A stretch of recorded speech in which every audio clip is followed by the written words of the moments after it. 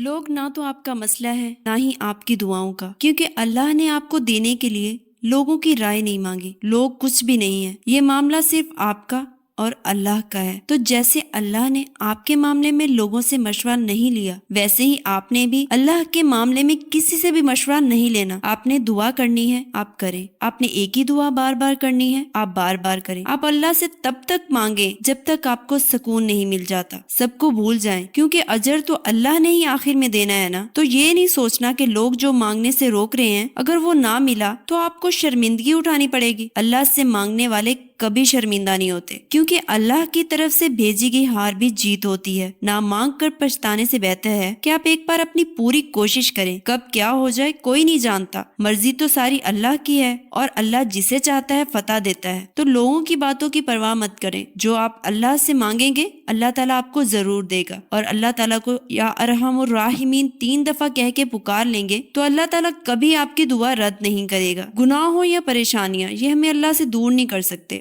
گناہ ہونا ایک چانس ہے اللہ کے مزید قریب ہونے کا، توبہ کر کے اللہ کا پسندیدہ بن کے۔ پریشانیاں آنا اللہ کے قریب ہونے کا سنہری موقع ہے، پر کیسے؟ صبر کر کے اللہ کے محبوب بننے کا۔ ہم اللہ کے بندے ہیں، اور کوئی ہم سے یہ ہمارا ٹیگ، ہماری یہ پہچان نہیں چھین سکتا۔ کچھ بھی ہو جائے، ہمارا رب ہمارے سب سے زیادہ قریب ہے اور قریب ہی رہے گا۔